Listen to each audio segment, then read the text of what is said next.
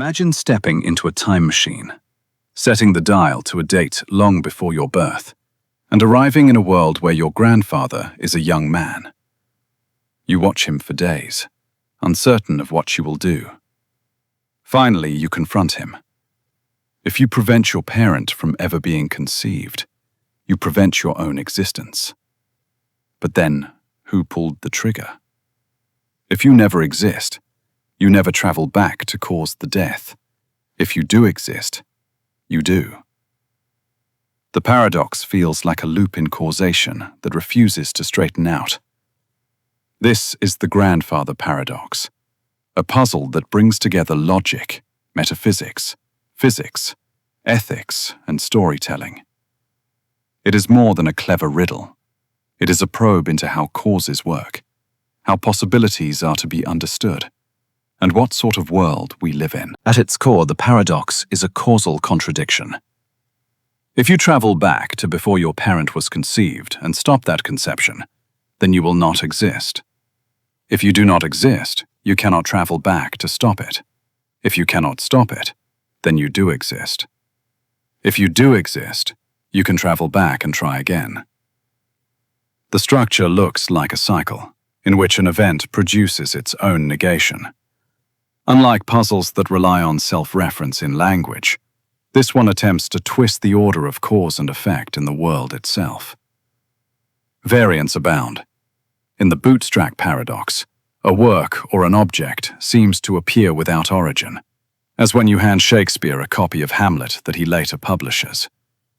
In another version, imagined with billiard balls and wormholes, a ball emerges from the future and bumps its earlier self so that it misses the entrance that would have sent it back. These stories isolate the same tension. Can a cause prevent itself? Can information or matter appear without a source? Can the past be otherwise than it is? There are several broad strategies for resolving the paradox. One strategy closes the door and says that past-directed time travel is simply not possible in our universe. On this view, nature includes a kind of protection of chronology. General relativity contains mathematical solutions that allow closed time-like curves. But the thought is that once we consider the full story with quantum effects, the creation of such curves is prevented. This answer is clean, and it aligns with our everyday sense that time flows in one direction. The cost is that it does not teach us much about the logic of causation in strange settings, and it must be cashed out by physics, rather than by pure reason. A second strategy permits time travel, but insists that the past is fixed. This is the spirit of the Novikov self-consistency principle. You can go back, but only histories that are globally consistent can occur. Attempts to produce contradictions have probability 0. In the billiard ball case, there exist trajectories where the ball emerges and nudges its earlier self just enough that it still enters the wormhole at the angle required to produce that very nudge. In the human version, every attempt to kill your grandfather misfires. The gun jams. You slip. Someone interrupts you. This is not destiny in a mystical sense. It is a rule about which microstates can happen. The advantage is that it preserves a single world and avoids contradiction. The cost is that it can feel conspiratorial, and it challenges a naive picture of free will. Yet the feeling of conspiracy weakens if we describe it using probability. If inconsistent outcomes get probability 0, then the remaining consistent outcomes must be the ones that occur, even if each looks unlikely when considered in isolation. A third strategy says that time travel is possible because reality branches. When you go back and kill your grandfather, you do not modify the past that produced you. You arrive in or create a different branch, in which a very similar man dies, and in which a line of descendants that would have included a counterpart of you never comes to be. Your original history remains intact. This protects freedom of action without contradictions, but at a cost in ontology. You must accept many worlds or many timelines. you must also accept that your action does not redeem or revise the history that formed you. It creates a new history elsewhere. That raises ethical questions about motivation. If your aim was to spare the victims of an atrocity in your own past, branching does not achieve that. It realizes a world where those victims never exist, while your own world is unchanged. A fourth line of thought revises our theory of interventions and causes. Modern accounts often model an intervention as if we could set a variable freely while holding everything else fixed, then watch the effects flow forward. Time travel scrambles that picture by creating cycles in the causal graph. One response is to require that any allowed intervention must participate in at least one consistent fixed point around the loop. If an attempted intervention yields no fixed point, it has probability 0. If several consistent fixed points exist, the theory can distribute probability among them. This reframes the paradox as a boundary on what counts as a legitimate manipulation, not as a logical impossibility. The price is that causation becomes holistic when loops are present. What you can do at one place and time depends on the global structure of the entire loop. These metaphysical options reshape questions about personal identity and ethics. If you meet your younger self, are there two people or one person? Located at 2 points on a twisted world line. If there are two people, connected by strong psychological continuity, then harming the younger one is harming another person. If there is one extended object, then harming the earlier stage is a form of self-harm across time. The ethics of historical revision is just as delicate. In a fixed past picture, your efforts to improve the past may be exactly the actions that make the past what it is. In a branching picture, you can create a reality without some disaster, but you leave your original history untouched. If you wanted to honor the actual victims, branching may feel hollow. These reflections show that the right ethical advice depends on which metaphysics of time is true. The conspiracy objection to self-consistency is naturally answered with probability. Imagine that under normal conditions, your attempt to kill has a high chance of success. Now condition on the requirement that the global history remain consistent. All runs that would produce a contradiction are removed from consideration. The remaining runs are the ones where you miss or where something interrupts you. Your personal perspective registers an unlikely string of bad luck. The global perspective registers ordinary Bayesian conditioning on a new constraint. There is no magic. There is a restriction on which complete stories can occur. The paradox pushes us to clarify the meaning of possibility. Philosophers distinguish between what might be the case for all we know and what could be the case in reality. When you stand in the past in a single timeline world, it may feel open whether your trigger will pull. Epistemically, it is open. Metaphysically, there is only one way events can go, namely the way that fits the history that is already fixed. Much of the paradox arises from importing an epistemic sense of openness into a domain where metaphysical openness is absent. Once we index talk of what you could do to the right background conditions, the contradiction dissolves. The bootstrap paradox raises a different worry. It seems to show explanation without origin. If Shakespeare gets Hamlet from you, and you got it from him, where did the content come from? One reply is that explanation need not always be well-founded in time.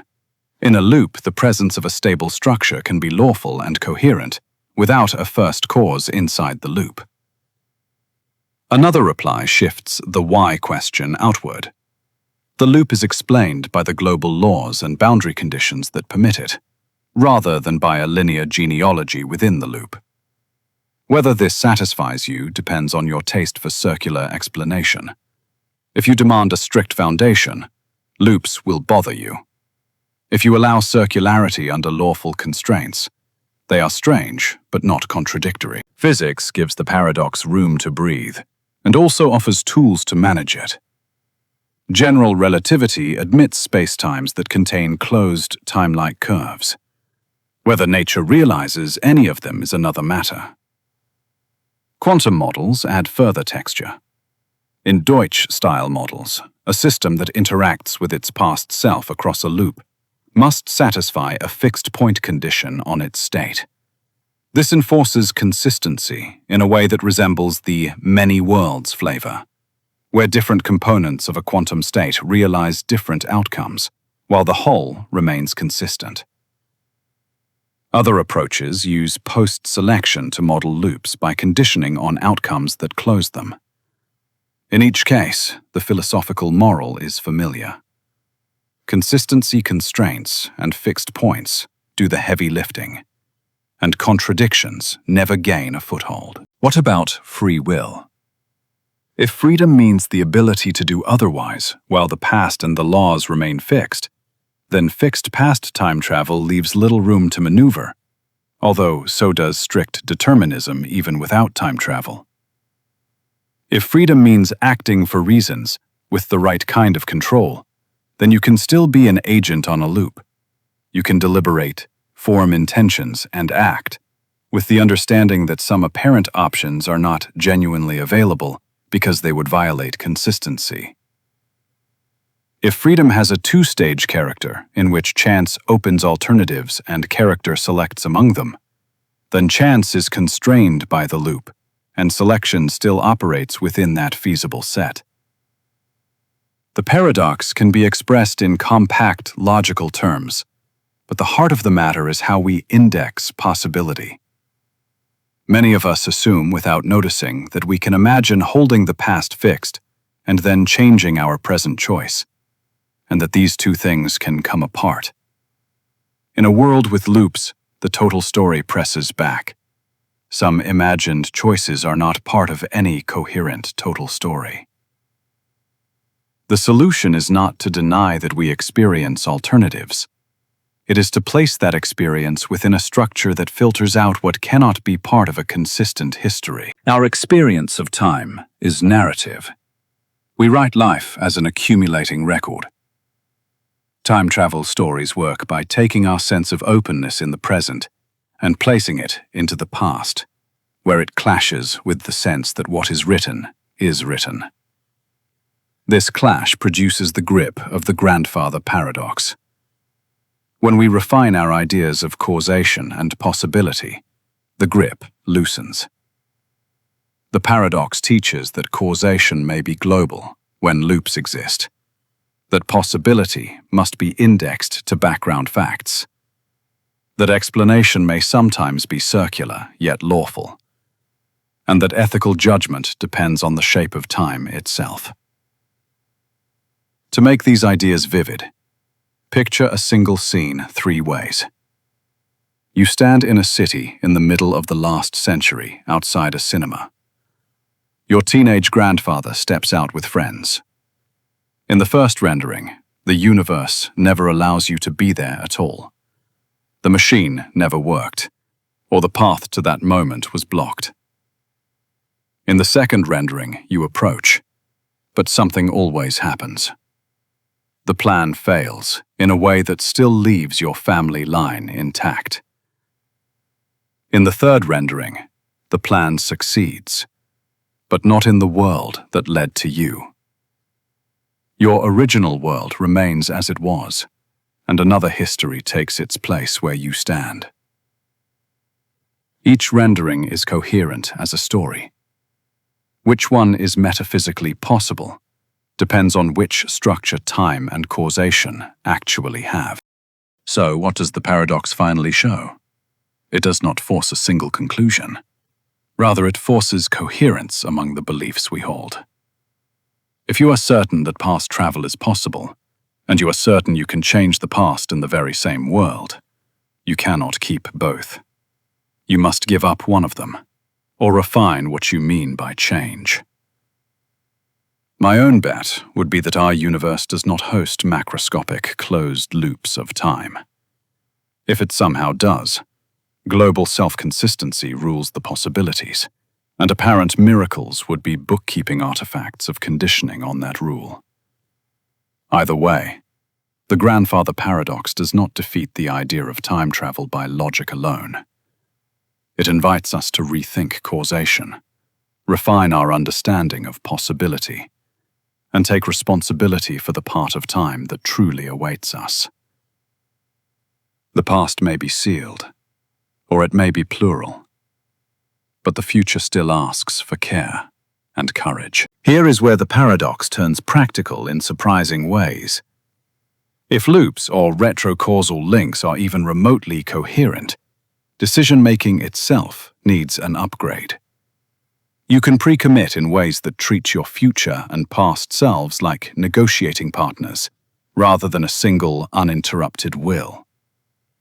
Think of writing policies for yourself that only trigger if certain memories or clues appear when you arrive in the past. This is not the same as the earlier consistency ideas. It is about rational strategy, when your actions can help determine the very history that shapes your preferences. Tools from bargaining theory then apply inwardly. You would design credible promises and threats aimed at your own earlier stages, so that the only self-consistent equilibria are the ones you deem acceptable. That reframes free will as contract design, spread across a twisted timeline. It also changes how we think about information hazards. In ordinary life, you can safely learn a fact and later decide what to do with it. In a loop, simply knowing a proposition can force a particular outcome if that proposition is part of the reason the loop closes. A note slipped under a door that says, "Do not open me before noon," might be the very reason noon arrives unaltered. Knowledge becomes an active constraint, rather than a passive record.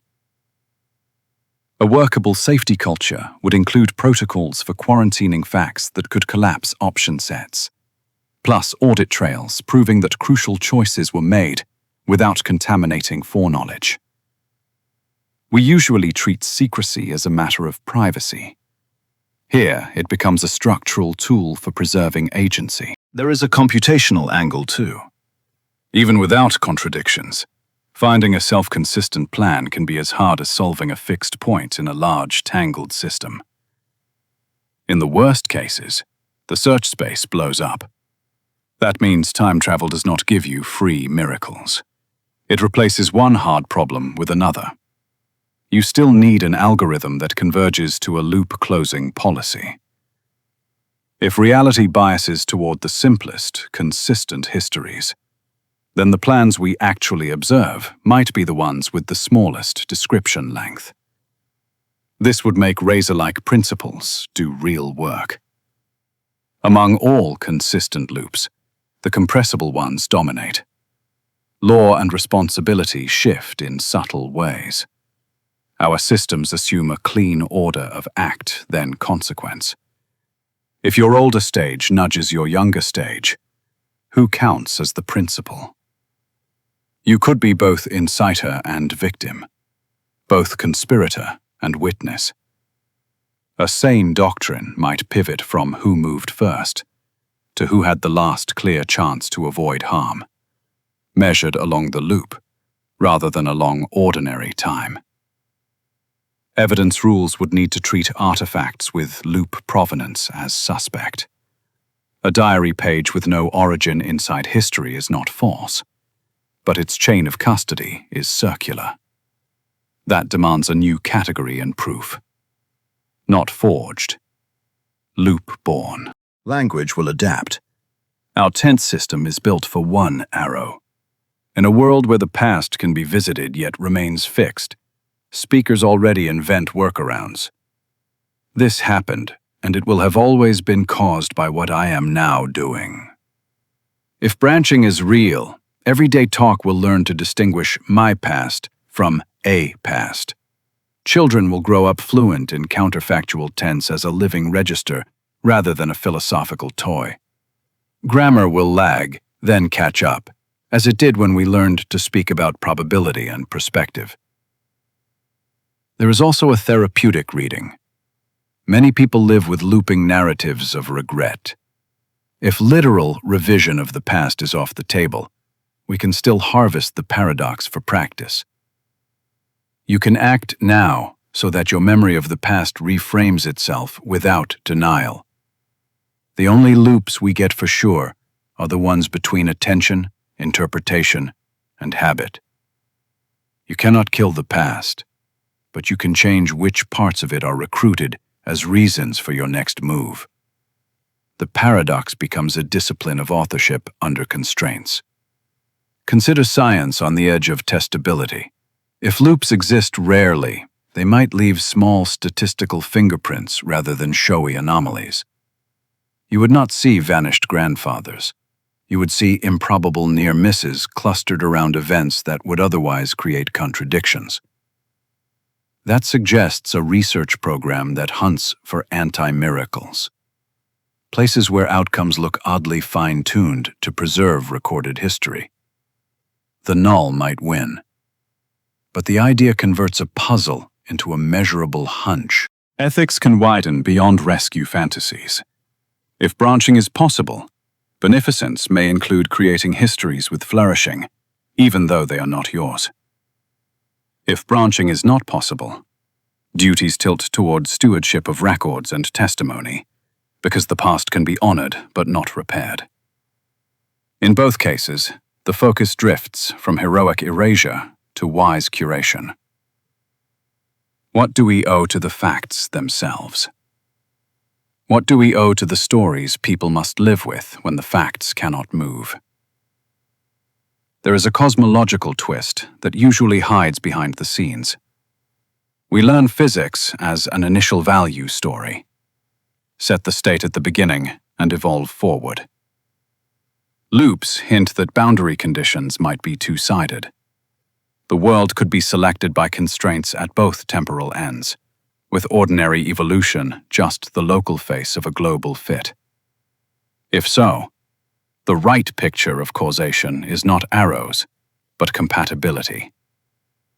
Events happen because they satisfy a pattern that spans the whole. Finally, art gets there first.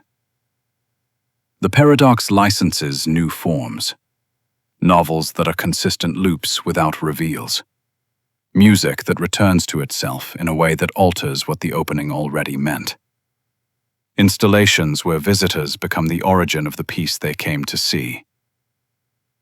These forms teach the intuition that explanation can be circular, yet satisfying.